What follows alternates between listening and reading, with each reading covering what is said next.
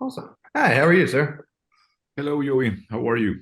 Doing well. Well, I'm exhausted, but whatever. It's fine. I was with your buddy Guillermo del Toro today for a MoMA exhibit for Pinocchio.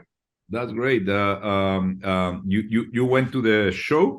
Yeah, they had a the premiere last night, and then they had the at MoMA the exhibit, and you could get a tour, and they did a press conference. I had dinner with him last week at a very small event, and he hands you the puppet, and you're just like, I'm gonna break this. Why would you give this to me? And I had seen That's you ever. for the press conference out in LA like a month or so ago, and Mm, we talked. It's fascinating to watch this movie more than once because you see it for the first time, and I saw the 3 hour plus cut, and it's a big ask to go back in.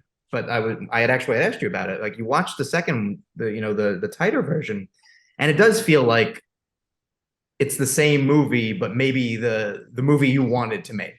It doesn't feel like it was noted down to a shorter movie. It feels like you were still maybe making the movie during the festival run. absolutely. That was exactly right. Yeah. He's the same guy who's a little thinner with a Yeah. little diet in it. Oh yeah, because I don't think there's any. I mean, there might be. There's a lot going on, but like there doesn't feel like there's any scenes necessarily missing. It feels like he gets from this scene to the next scene a little quicker, and you never lose the point of what you're doing. But sometimes it's okay. I think I remember like a moment that's no longer there, but it's nothing that. I mean, I'm sure there's things you miss because everything's your baby, but you watch it and you go, I think this is the movie that was in your head the first time. Yeah, that's exactly what happened, and that's why I was so confident about going in and touch it because I know it perfectly. I want to have the same intact film with the same essence and spirit, and nobody has said me, "Oh my God, I missed this and that." It's the same film. It's just it looks a little better. Again, it's like a guy that lose weight and it looks a little sharper. That's it. I mean, Oh yeah, I didn't. Let me put it this way: I didn't cut an arm or I didn't cut a leg. yeah, I no. didn't amputate it. Let's put it this way. It's And also, exactly. I think it's coming from a different place. There's a world in which you're mandated to make cuts, or there's something else going where you feel like it's almost not a gunpoint, but cinematic gunpoint. But here it feels like, oh, this, Venice and Telluride were almost the test screenings in a way where you're like, oh, I see where I see someone scratching their ass as opposed to watching the movie. Okay, maybe that's where I need to look a minute for to see if I have something there. They were exactly. Oh, are you there? Yeah, I hear. Sorry, something happened. Yeah. Yeah, they were exactly that. They were my test screenings, and that's the moment that I realized because when you see it with audience, a film come to life at Yeah. that moment is the baptism. You are presenting that to the world, and then you know a lot of things. You know the energy. So it was a great opportunity for me, and it's an endless process. I could have been editing the film even now if I would have the time because I have had all my life Final Cut, and I'm obsessed that every time that you go back, you always possibly can extract something until in the moment that you find that you cannot get rid of anything, then maybe the film is in the best shape. But it takes time. It takes time to do that, to discover little by little. Right. And especially as you continue through your career, a different person can get a little like protective of it. And you can like cradle your four Oscars and be like, I might know what I'm talking about. Let me have it. But it takes, I think, a certain person to go, no, you're right. I can keep working. Guillermo was saying this at the dinner that like when you're a young man, it's a lot harder to make a cut. Everything is the most important shot in the movie. And as you do it, you eventually get to the point where you're like, no, there's almost always a shorter movie that might be better. And it doesn't necessarily need to be, but I can keep tinkering because I know what needs to be told and what doesn't. Let me tell you good news about old age, Joey. That with old age, it comes a moment that you start learning how to let it go. You know Yeah. what I mean? And you start, in a way, surrender, and you are a little bit more relaxed, and you can laugh of yourself, and you don't take things personally, and you can learn to have the courage to be like, dislike, do not ask permission anybody, and feel good of feeling uncertain about things. Yeah. So it's very, when you Yeah. are younger, you are very certain about things. And, later you understand that uncertainty, which is where I am now, it's a great place to be. So in a way, it is the only thing of older age that you learn. Yeah. I'll get there eventually. I still think I'm right about everything.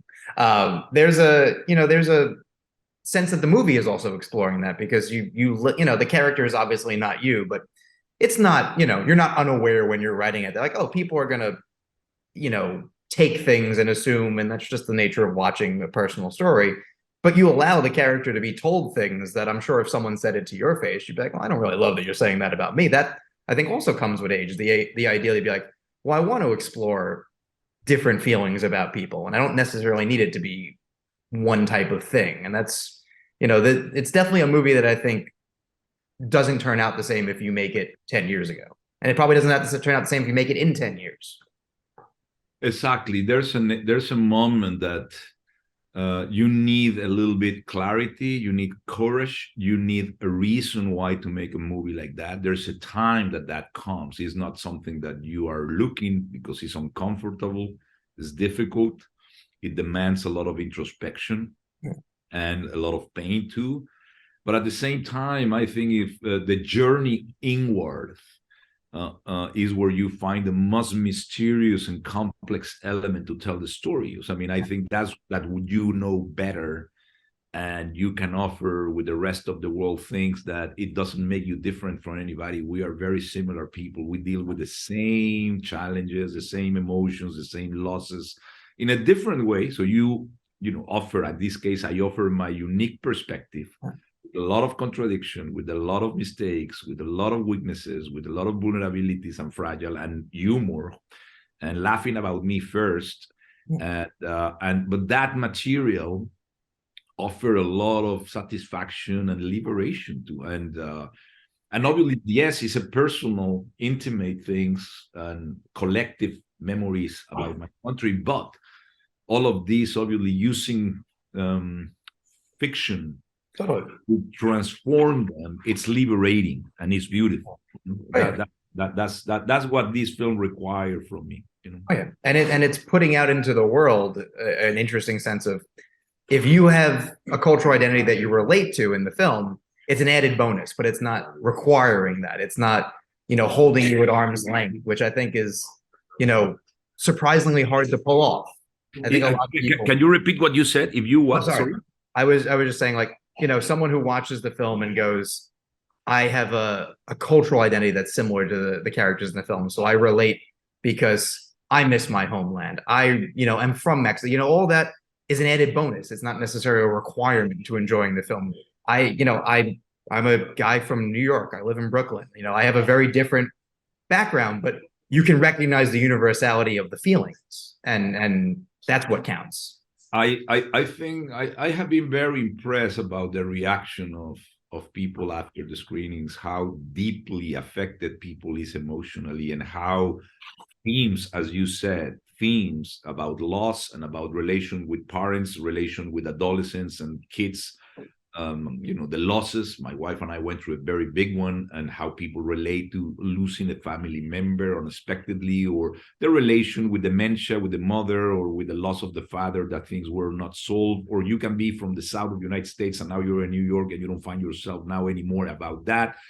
Or friends that are not anymore, and the expectations of people, or the success, what has been demanding. All those things obviously are things that we all deal with. That I have been dealing that in a very particular way, but all those things again are very universal and very human, and that's what the film talks about. And I think one of the advantages of this film is there's no storytelling element. I didn't want to make I like better now to read stories in books, but I think I wanted to offer people an experience in a movie, a visual audio experience with emotionals, and then everybody can attach, and everybody can say, I like this, I like that, and that's okay. Whatever they would like to take or reject, that's exactly right. It's an experience. It's a cinematic experience. That was the bet of all this, Which also comes from, I think, being able to be at that point where you can say, I want to make this type of movie. I've gotten to the point where I can make this movie. I don't have to take a job. I can make the movie I want. And if it's not time, I won't make it. And when it's time, I'll make it. And you can I was lucky, Joey, because nobody wants to do this movie. And I start financing myself, and I spend a lot of money. I put myself on risk. And 2 years, I couldn't find money, because when you do a film in a foreign language, in Spanish, with no an international star on it, is not easy and a personal, intimate thing, and I didn't want anybody to read the script. So I was already pregnant, and I didn't find anybody who wanted until Netflix jumped in, and I had to make a sophist choice, or the film leave or die. Yeah. And they jump in, and I was privileged at that time in my life.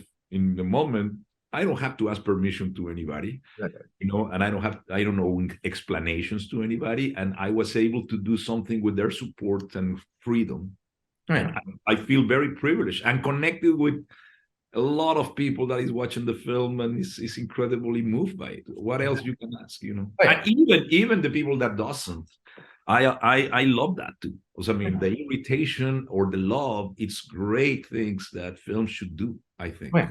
And I mean, you get to be in a position where you were saying at the press conference, like the scene with Customs is basically something that happened to your wife, you know, that you still get stopped. Like you can work out things and find, you know, the humor and the sadness, and it can be therapeutic in a way, but it also can be entertaining. You know, it's the nature of a personal project. And also just, you know, like you were saying, having trouble getting money. No one really comes to a studio and goes, I have a personal project. It's 80 minutes long and costs $10 million. That's never a personal project. It's always, you know, a big vision. So it is heartening to see that it got made, because, you know, it's very easy to say no to this movie as opposed to yes. Absolutely. But we are living in a time that to make a movie, and I'm thinking about the young filmmakers, you know what I mean? It's just things that are safe, that are proof, that has a precedent, that are industrial or mainstream, or, you know, and then the reduction of the possibilities are getting scary as we, you know, there has been so much discussion about that. Right, but I think it's important to understand even failing is better than not attempting, in a way to push the boundaries and erase the boundaries of genres and expectations and level and boxes. And I think it's important. I think that the personal stories are the ones who, in a way, can offer, as in literature or a portrait in painting, they can really offer unique points of view that's what we need, not industrial sausages that are made like a product to please everybody. I think that's a possibility too of cinema. It has to be explored, you know. Oh yeah, the more people you try to please, the less you end up pleasing. Listen, I have learned that in the dating world over many years. But you know, at a certain point, you just have to do what feels right for you. And you know, you said selling the movie, like your name is the only name in the movie that you know someone sees any kind of dollar signs. And if you're a young filmmaker, you never get to make your personal films. You never get to have the slow come up. You get funneled very quickly into, here's a sequel, make this movie. You're never a name. You never get a chance to then say, I have this vision. Will you believe in me? Because they've never seen you have a vision. They've seen you, you know, handle a product. And there's nothing wrong with doing that, but also, like you said, it limits the possibilities going forward. And the fun of film is that you can see literally anything. You can see, like, you can see a giant blockbuster, you can see a tiny art house film, and they can stand next to each other, and you can decide what you like better. And if there's only one, you can't. Yeah.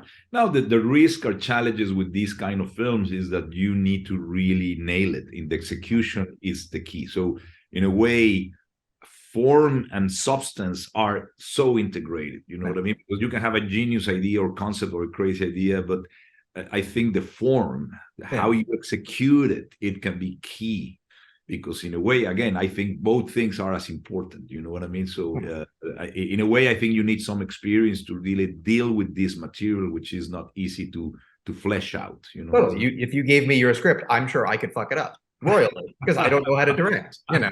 Whereas I could have too, you know what I mean? Exactly. Like you have fun with this. Yeah. But you know what we do, there is no recipes and there's so much risk. No matter how good or experience you have, how many Oscars, you can fuck it up every single day. And we do, by the way. Well, luckily you get to then cut that and no one sees it. Especially when you have time and money, you can be, all right, we're going to do this until we get it right. But that's the nature of a good director, is also just having other people with them. You know, the guy who thinks he's always right is gonna eventually run out of steam. But you know, if you hire people that you know this job as well or better than you do, it's, you know, the real reductive version of the job is telling people, do that, don't do that, yes, no, 7, blue. You know, you're emboldening your co-collaborators to take your vision and make it real. Exactly. I think it's a difficult one. I always said that anybody that has finished a film deserves my respect. Beyond I like it or not, I know what it takes to finish a film, and that's a cathedral. So it's very hard to finish any film, you know. So for the young guys, I think I think support the vision is very important, in my point of view. I think that's an excellent way to go out on too. Just like supporting the vision, whether it is a vision that you connect to or just open yourself up to, like this movie. Again, it's such a specific vision of a specific type of experience, but because it's doing that, it becomes universal. And you should be very proud. And I look forward to, you know, more of this. Not that the other stuff isn't great, but I love when a filmmaker is sort of giving you their heart as opposed to just showing how smart they are. That's what I did. That's what I did, Joe. I couldn't be more happy, more satisfied. I'm proud of having done a film like this and take the courage to accept anything that is said, and I'm welcome all of that. That was the point, to surrender and let it go. That's a fantastic. Oh yeah, it's great to see that sort of happening, and I'm so glad this happened, and it's just fascinating to listen to someone who, you know, has a point of view about this. And you know, the Oscars are great, but that's just one version of saying you did a good job. I think people wanting to tell you that your movie is great, your movie is terrible, but wanting to tell you about your movie is kind of its own like special sauce. Let me tell you what Guillermo and I have been talking. As we said, no, that like pain is temporary and the film is forever. But I think the noise, no matter what, whatever people said, good and bad, the reality is that it will not make the film better or worse. The film is exactly the same. And with time, that's the important thing. So the noise will go out, and nobody will care. Yeah. What I put my heart on was in the film, and the film will not be affected by praise or hate. Yeah. It's going to be the same thing. Those words and opinions and thoughts are temporary and will not affect at all. So that's where I stand, and that's why I'm very serene and very happy about it, because it's there already. The peace exists. Yeah. As you should. I want to share this with the young guys, because now in the world that we are living, that there's so much noise. Yeah. I didn't grow with that social media thing, that it's so much that you can be paralyzed by that. So you have to understand that it can be paralyzing. So no matter what people say, it's gonna pass. You know, it's fine. It's exactly okay. It's okay. Everybody deserves that. As long as they don't get out of it and say, "What's for dinner?" That's the worst reaction you can get from a film. Is just completely move on to the next thing, and no one is going to do that with this film. So that's I think the end of the day what you can take from it. Again, thank you so much. Thank you very much, Joey. Oh, it's my pleasure. I'm glad that you. Tell me one thing. Yes. Yesterday was the MoMA thing. You were there yesterday. Yesterday was the premiere. I'd already seen it, so I wasn't at the premiere. Today was at MoMA. They showed you the whole exhibit and showed you the making of it, and then they did a press conference, and then there was other stuff. They let you take pictures with the marionettes. It was very cool. Okay. No, I sent the video to. They asked me to send a video to send, so I want to ask you if you saw it and how it felt. But I'm gonna call Guillermo. He has to be exhausted too, because I talked to him like 3 days ago and he was super exhausted. So I can imagine. He was definitely last week at the dinner, you know, real happy to, I think, just be with like 6 people having a steak and like talking about other things too. So it's like he'll talk about Pinocchio, but like I mentioned video games and you could see his eyes light up. It's like, yeah, let's talk about this. Exactly. You know how to get him. All right. Thank you very much, Joey. My pleasure. Thank you. Bye. Ciao. Bye.